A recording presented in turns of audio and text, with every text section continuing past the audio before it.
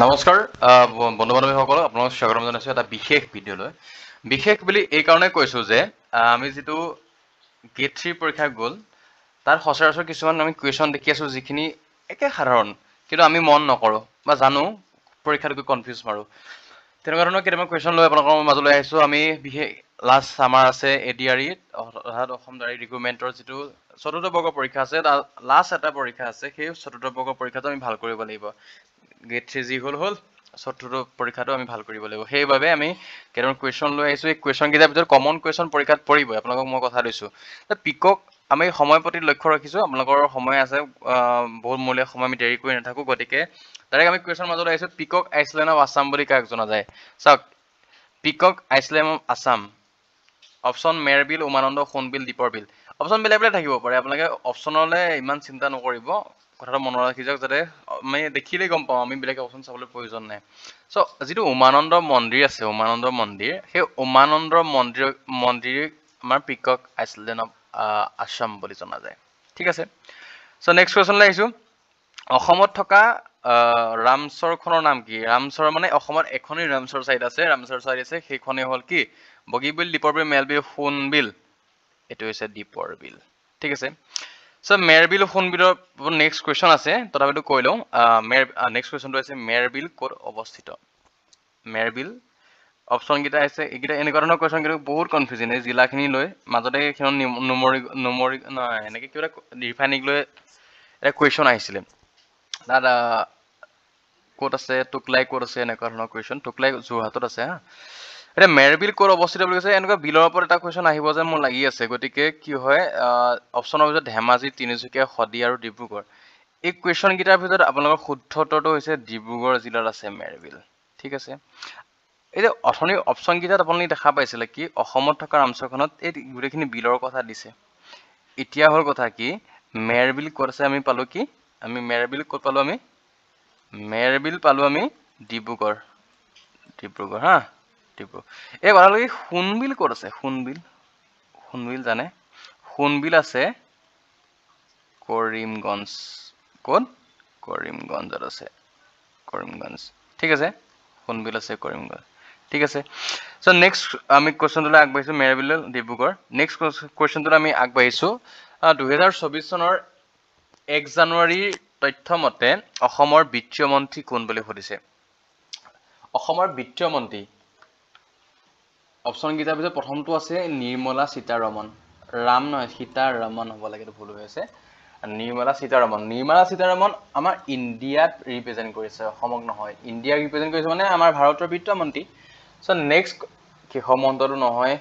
Next কথা হৈছে কি, নন্দিতা গাৰ্লছা। এনেকুৱা ধৰণৰ কুৱেশ্যন আহিব পাৰে। নন্দিতা গাৰ্লছা বৰ্তমান সময়ত অসমৰ পাৱাৰ মন্ত্ৰী তথা বিদ্যুৎ মন্ত্ৰী। ঠিক আছে। এতিয়া আছে অজন্তা নেওগ, যিটো কুৱেশ্যন দেখিছে 3 নম্বৰত। এইটো যোৱা বৰ্ষৰ যিটো আমাৰ ADRE পৰীক্ষা আছিলে তাত আহিছিল এইটো কুৱেশ্যন, কিন্তু সম্ভৱতঃ এইবাৰ অহাৰ চান্স আছে। এনেকুৱা মন্ত্ৰী সভাৰ কুৱেশ্যন কিন্তু খুবেই ইম্পৰ্টেণ্ট আহিব।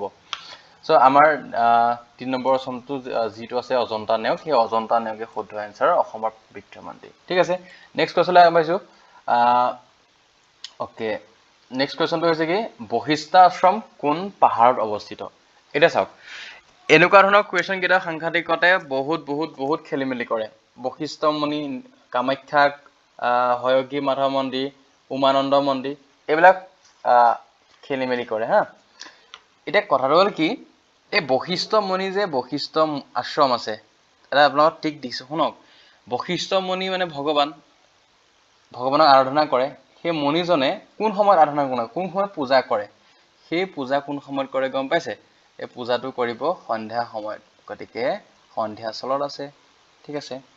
নেক্সট এটা হিন্স দিম আপোনালোকক। এই যে হয়গ্ৰীৱ মন্দিৰটো, হয়গ্ৰীৱ মাধৱ মন্দিৰ ক'ত আছে, কোন পাহাৰত? হয়গ্ৰীৱ হৈছে কি, ভগৱানৰ এক অৱতাৰ। সকলোৱে নাজানিবও পাৰে হয়গ্ৰীৱ ভগৱানৰ অৱতাৰ নে কি, কাৰণ আমি মৎস্যকূৰ্ম নৰসিংহ যি আমাৰ প্ৰাৰ্থনাটো আছে তাৰ ভিতৰত ভগৱানৰ অৱতাৰৰ ভিতৰত হয়গ্ৰীৱ এটা সোমাই আছে। শুনক, হয়গ্ৰীৱ এই যে মৎস্য অৱতাৰৰ যেতিয়া হয়দত্ত মাৰিবলৈ হয়গ্ৰীৱ সৃষ্টি হ'ল, ঠিকটোৱে বুজাইছোঁ হা।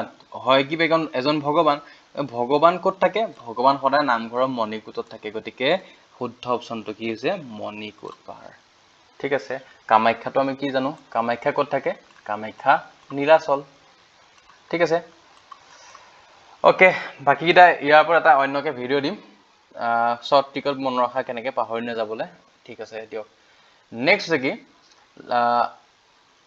খো খেলৰ ওপৰত আহিছে এই যে খেলৰ ওপৰত এনেকুৱা ধৰণৰ কুৱেশ্যন কমন থাকিবই 100% থাকিব কিন্তু এইবাৰ নিদিলে এই গেট 4 যিটো কুৱেশ্যন আছে তাৰ ওপৰত আপোনালোকক দিব এটা খো যিটো খেল আছে খো খেলৰ লগত জড়িত এই খো খেলটো কেইজন খেলুৱৈ খেলি থাকে মানে এটা টিমত কিমানজন খেলুৱৈ আছে 2 6 7 9 এইকেইটাতো নহয় কনফিউজন আপোনালোকৰ 7 আৰু 9 মাজতে হ'ব ঠিক আছে গতিকে ইয়াৰ শুদ্ধ অপচনটো কোনটো গম পাইছে অপচন নাম্বাৰ ডি 9 নম্বৰ ঠিক আছে নেক্সট কোৱেশ্যন লাচিত বৰফুকনৰ দেউতাকৰ নাম কি লাচিত বৰফুকনৰ দেউতাকৰ নাম আছিলে মোমাই তেমালি বেজবৰুৱা এই চাওক কনফিউজন কৰি গৈছে উপাধিত কৈ থোৱা আছে মোমাই তেমালি বেজবৰুৱা মোমাই তেমালি বৰবৰুৱা মোমাই তেমালি ভূঞা এতিয়া অপচন নাম্বাৰ মোমাই তেমালি বৰবৰুৱাই হৈছে লাচিত বৰফুকনৰ দেউতাকৰ নাম ঠিক আছে আৰু তেওঁ এই মোমাই তেমালি বৰবৰুৱাই আছিলে অসমৰ প্ৰথমজন বৰবৰুৱা আৰু যদি বৰফুকন বুলি কোন সোধে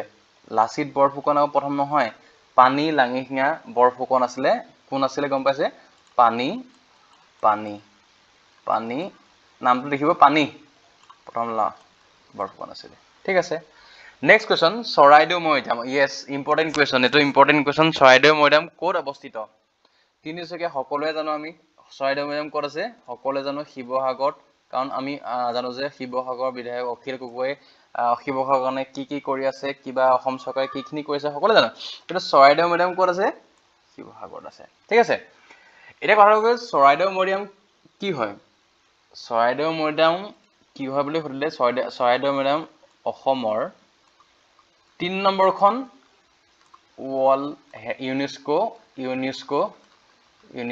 ৱৰ্ল্ড হেৰিটেজ সাইট হৈছে চৰাইদেউ মৈদাম ঠিক আছে আৰু বৰ্তমান 43 নম্বৰখন হৈছে চৰাইদেউ মৈদাম অৰ্থাৎ ইণ্ডিয়াত বৰ্তমানলৈকে কেইখন ইউনেস্কো হেৰিটেজ সাইট আছে 43 খন আৰু 43 নম্বৰ হৈছে চৰাইদেউ মৈদাম আৰু অসমত কেই নম্বৰ অসমত 3খন প্ৰথমখন আমাৰ অসমৰ আগৰ দুখন কাজিৰঙা আৰু মানাস আছিলে এতিয়া এখন হৈছে কি চৰাইদেউ মৈদাম ঠিক আছে সো নেক্সট কোৱেশ্যন লাগ পাইছো অসমৰ এটো ইম্পৰ্টেন্ট কোৱেশ্যন অসমৰ লগত জড়িত আৰ্টিকলটো কোনটো তলৰ গিটাৰ 371 A 370 B 371 C এনেকৈ আছে ওকে অসমৰ লগত জড়িত চাব ইয়াৰ ভিতৰত শুদ্ধ এনসাৰটো এই গোটেইকেইটাৰ ভিতৰত এইটো 371 B ঠিক আছে আৰু নেক্সট কোৱেশ্যন লাগ পাইছো আৰু এটা ইম্পৰ্টেন্ট কোৱেশ্যন এখুত ককাইদেউ বুলি আমি কাক জানো যোৱাবাৰ এটা কুৱেশ্যন আহিছিলে এনেকুৱা এটো আহিয়ে থাকে সো ভবেন্দ্ৰনাথ শইকীয়া যেটো অপচন আছে হেতু নহয় হিৰেন চৌধুৰী এটো নহয় এনে দিয়া আছে গতিকে আমাৰ শুদ্ধ এনসাৰ হ'ব কি নৱকান্ত বৰুৱা এখুত ককাইদেউ বুলি জনা যায় সো হিৰেন ভট্টাচাৰ্য হৈছে সুগন্ধি পখিলাৰ কবি ঠিক আছে হিৰুদা সো নেক্সট কথা ভবেন্দ্ৰনাথ শইকীয়া এটা ভবেন্দ্ৰনাথ শইকীয়াৰ বিষয়ে এটা কুৱেশ্যন আছিলে আমাৰ যে কি হয় শান্তশিষ্ট হিষ্টপিষ্ট মহাদুষ্ট এই কোনে লিখিছিলে এটা হৈছে ভবেন্দ্ৰনাথ শইকীয়া ঠিক আছে বাকি আজিলৈ ক্লাছটো ইমানতে সামৰিছো আমি বেছি টাইম নকম প্ৰায় 10 মিনিট বা 15 মিনিটৰ ভিতৰত আমি ক্লাছখিনি শেষ কৰিবলৈ চেষ্টা কৰিম গতিকে আমি বিশেষ নেক্সট দা অতি কমন কুৱেশ্যন লৈ আহিম পৰীক্ষাত তাৰ ভিতৰত আহিবই তেনেকুৱা ধৰণৰ ওপৰত আহিম আমি বিশেষকৈ আশ্ৰমখিনিৰ ওপৰত আপোনালোকক এটা হিন্টছ দিবলৈ ট্ৰাই কৰিম বাকি আজিলৈ ইমানতে ধন্যবাদ দিয়ক